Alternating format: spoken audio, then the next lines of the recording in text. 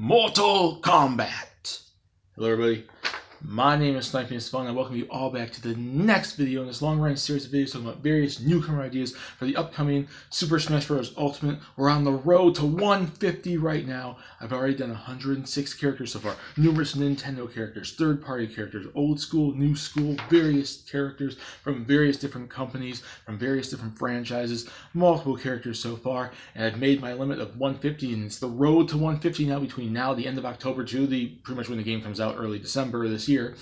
And as I mentioned in the last video, character 106, when I was talking about Mitsurugi from the Soul Calibur franchise, this next video is going to be the third of 3 third-party characters in a row, talking about various fighting game characters, from third-party companies in there. I talked about Jin Kazama from Tekken, and I talked about Mitsurugi from Soul Calibur. This time, as noted by the name of the video, when I changed the thumbnail and you just saw his picture fly up a minute or two ago, is going to be yet another Mortal Kombat character. I've already talked about Sub-Zero multiple videos ago. This time I'm talking about one of the other 2 main iconic ninjas from that series, Scorpion. And as always, 3 separate categories. Why does the character make sense to get in? Moveset ideas and percentage chance I actually see them getting into Smash Brothers. Now let's get started. Without further ado, before this intro gets on too long, talking about why Scorpion makes sense to be a Mortal Kombat representative in Smash Brothers. So first and foremost, why does Mortal Kombat, and I said this, I mentioned this before, and probably a lot of the same reasons are going to apply to the Sub-Zero video, but why does Mortal Kombat deserve to be like a third-party representative in Smash Brothers? Well, first and foremost, it is one of the most iconic fighting game franchises of all time. It's been around almost as long as Street Fighter. It's been on Nintendo almost as much as Street Fighter, and Ryu is an iconic character. Street Fighter is an iconic franchise in the fighting game genre. Ryu's in Street Fighter. Mortal Kombat has pretty much just as much recognition and popularity and iconic status in the fighting game, world. Smash Brothers is technically still a fighting game, so why not represent it in the series in Smash Brothers? It's been around just as long. It's been around since the early 90s. It's one of the franchises that created the ESRB. It's both famous and infamous. It's a long beloved fighting game franchise that has numerous entries in its series, and it has history with Nintendo. It dates all the way back to the Super Nintendo. The Super Nintendo got Mortal Kombat 1, 2, and 3, Ultimate Mortal Kombat 3. And it's been on Nintendo pretty much most of its run besides the last few games. Mortal Kombat 4 was on the N64. Deadly Alliance and Deception were on the PS2, as well as Annihilation. On the PS2. Why did I say PS2? I'm thinking about... Oh, Jesus Christ. It's late, and I'm sorry. We were on the GameCube. And as well as Annihilation, or Armageddon, or whatever. Annihilation was the movie. I'm sorry, I'm getting stuff mixed up around here. Annihilation was the horrible movie. Armageddon was on the Wii, and then I think that was the last time we saw Mortal Kombat on the Nintendo system, because the DC game never came to Nintendo, even though that's not really that much missing out on. And 9 and 10 haven't come to it, at least in the Nintendo system yet, and we have no idea what's going on with Mortal Kombat eventually 11, if that's going to be on the Switch or whatnot. But yes, it's been a large chunk of Mortal Kombat's history has been on Nintendo. Just the last couple games haven't been. But the series can come back to Nintendo at any time. That's a major reason. I think I mentioned the same thing with Tekken. I mentioned the same thing with Soul Calibur. Any game franchise can come back to Nintendo at any time. There's franchises that disappeared from Nintendo so long, say Final Fantasy, and it's got spin-offs along the years, but now all these old entries are being added to the Switch, and that's eventually going to lead to a future Final Fantasy game, I'm sure, going to be on the Switch or the next Nintendo system.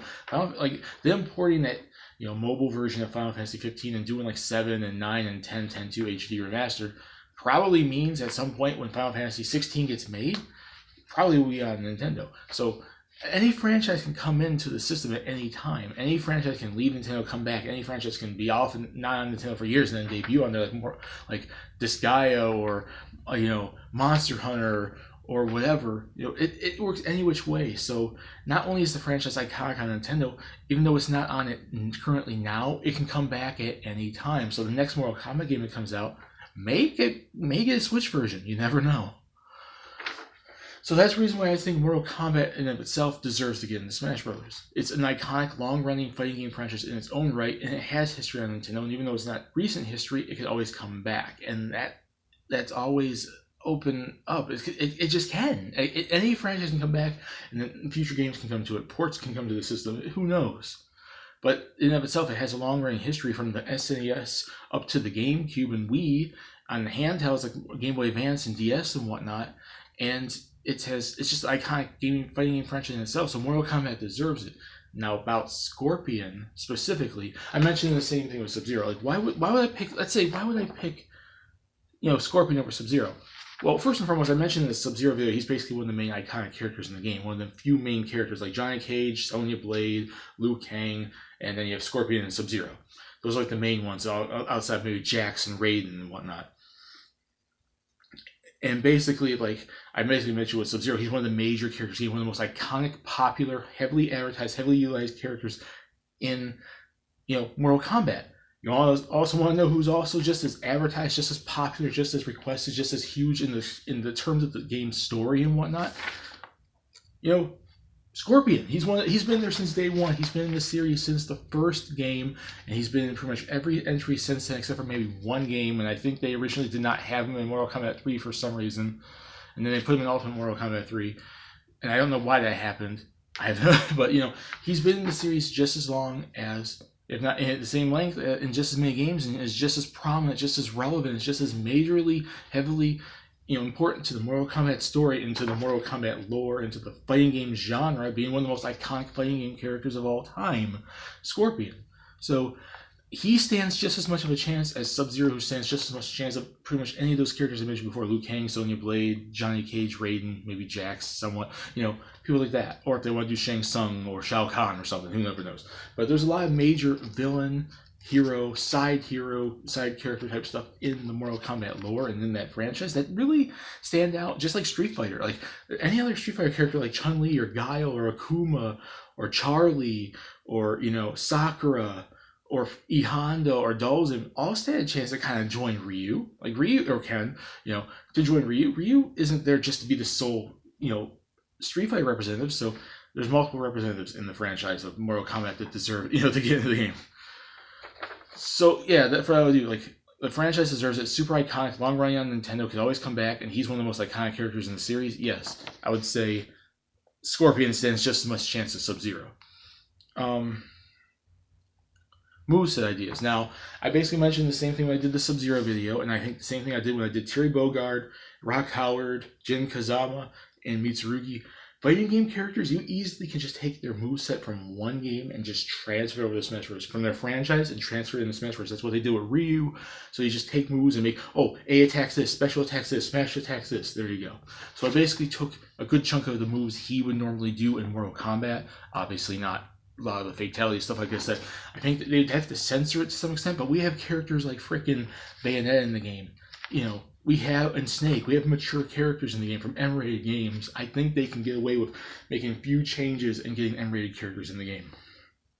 But yeah, his moveset's toned down a bit, but not toned down a bit that you take away iconic stuff from him, so there you go.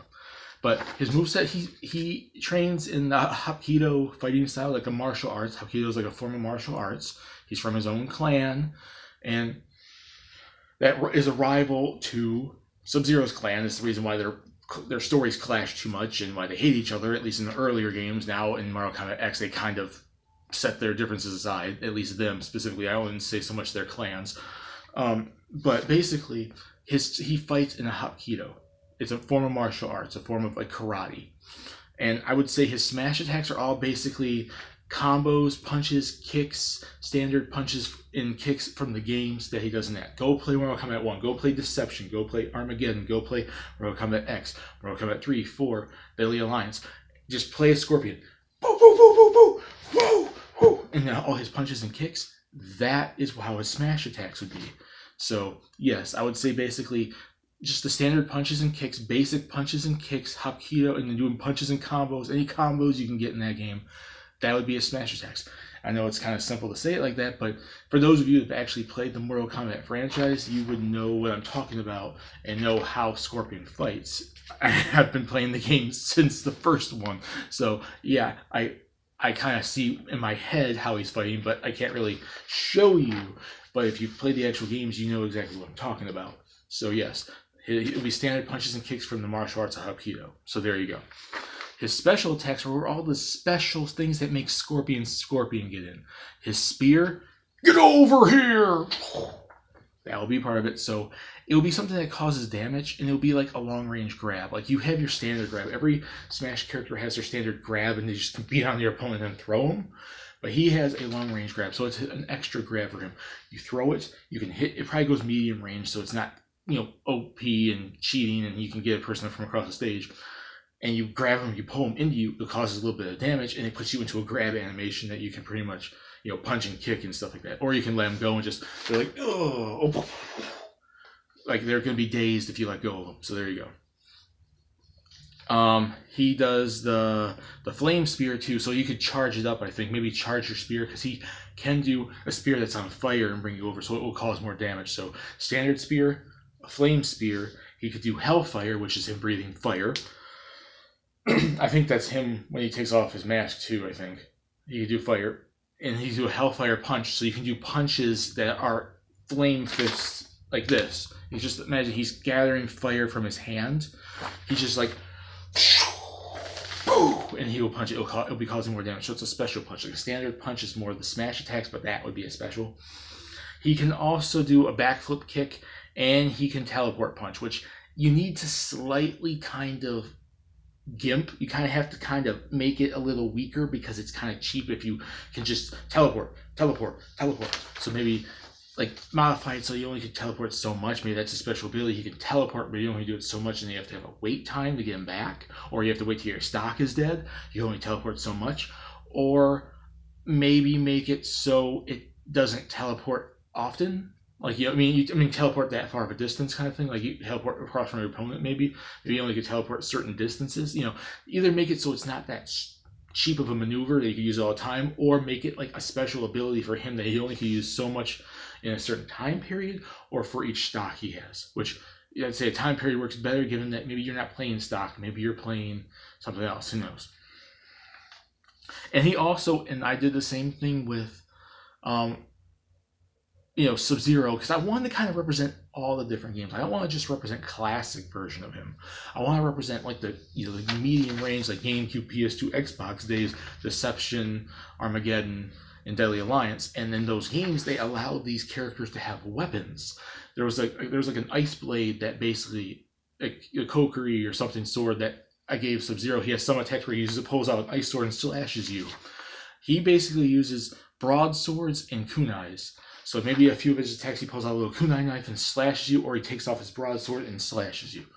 And I would say that maybe it doesn't make him a full-fledged sword. Users of sword haters will come and think, why are you screwing up my Scorpion with swords? No, he used them in a couple games. I want to represent that, but not make his entire moveset, which is going to be mostly based off the Hapkido punches and kicks from every single game, doing his spears, doing his hellfire punches, and basically teleporting and backflip kicking and all that stuff.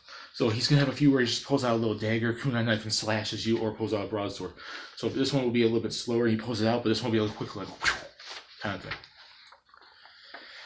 And as for his final smash, obviously a final smash would have to be a fatality, but obviously fatality means bones everywhere, blood everywhere, death and everything, because that's Mortal Kombat. But I basically slightly censored the final smash fatality I gave to Sub-Zero, where basically he turns you into ice and just smashes you. Obviously, it'll be the same animation. He'll freeze opponents, and he just dashes forward and punches them, breaks them, and shatters them into pieces, but there's no bones, there's no blood. So I kind of censored him that, but I gave him his final smash. I gave him his iconic, original, final smash. It was Mortal Kombat 1 or 2. I think it's the first one. But this one, I'm giving him basically his Mortal Kombat 1 fatality, where he pulls off his mask, giant, skeleton head, fire, and burns you up. But what it's going to do, instead of you seeing blood and bones pop everywhere, he pulls it off. It won't be a cutscene one. He just pulls it off immediately and shoots fire forward. Any opponent that gets hit by it was in his range. It's going to be probably a decent, low to medium range, big fire, anyone that gets caught in it just gets bursted up into flames, and it immediately gets KO'd. You just disapparate, like you got burnt into crisp, and then you just get teleported back. So you don't see bones, you don't see blood, but he pulls off it. He's like, and the fire's like, and you're like, and your body just disapparates into pieces, vanishes, and then you get brought back down, and it counts as a KO for Scorpion. Any opponents he gets.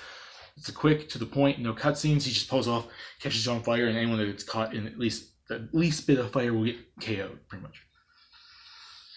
And that's it for his moveset. So smash attacks are a bunch of punches, kicks, and combos from Hapkido. His special attacks include the spear, flame spear. He can do the hellfire punch, a backflip kick, a teleporting punch, which they need to somehow make less OP than it really sounds, because in the games it kind of is a little OP. And you can use a kunai and broadsword. And his fatality, his final smash will basically be the fatality from Mortal Kombat 1, where he pulls off his mask is late at night, I'm sorry, and shoots fire and catches you on fire with a skeleton face. Percentage chance I could actually see him getting in. I'm giving him the same percent as Sub-Zero. I gave Sub-Zero a 30% chance. I'm giving him a 30% chance. There's a lot of third-party characters I feel they would go for over Scorpion or over any Mortal Kombat character in general, given that the series hasn't been on Nintendo since like the Wii era. But it is iconic enough in the gaming genre, and it's iconic enough, in the gaming industry and the fighting game genre, that I feel it deserves to be in there alongside Street Fighter. And the series can come back at any time. It's just not. There's a lot of third-party characters I think like Sakurai would pick over him. There'd maybe be Banjo-Kazooie, Rayman, Travis Touchdown, Shantae, maybe even Terry Bogard, like Bomberman if he wasn't an assist trophy Sakurai. Various characters, but he's like in the same range as probably like BJ Blazkowicz, Sub-Zero, Rock Howard, stuff like that, like other third-party characters. Sakura from Sakura Wars, a little bit lower than Axel Stone, which is like in the medium range between the ones I mentioned before and these ones. It's there. It's possible, but it's not very likely. And I think a Mortal Kombat character really, at this point, needs to have the franchise come back on Nintendo for them to stand a chance in Smash Bros. Maybe it's DLC. Maybe by the time DLC starts rolling around, we get Mortal Kombat 11 announced it's coming to Switch, and it gives him at least maybe a 40 or 50% chance for any character from the series. So yeah, there you go. That's it for Sub-Zero. Get over here, Mortal Kombat. Pick your fighter's pieces as they go. And that's it for character number 107, Scorpion, from the Mortal Kombat franchise. Put in the comments if you guys think you guys want to see Mortal Kombat represented. Do you guys like see this idea? Put it down there. Does my moveset make sense? What moveset would you give him? Final smash sound good? 30% too high, too low? Discuss it there. Have fun. And we can discuss it there. And that's it for character number 107. When I come back for character number 108, I'm going to be doing a video on my first F-Zero character in this series. And it's surprising given how much I love the franchise. I haven't talked about a single F-Zero character so far in this series. But I'm going to be talking about not Black Shadow. He's coming later. But I want to talk about another major villain from this series that I feel would actually be a better character than Black Shadow, really. And that's Deathborn. And I'll see you all later when I talk about him. Bye.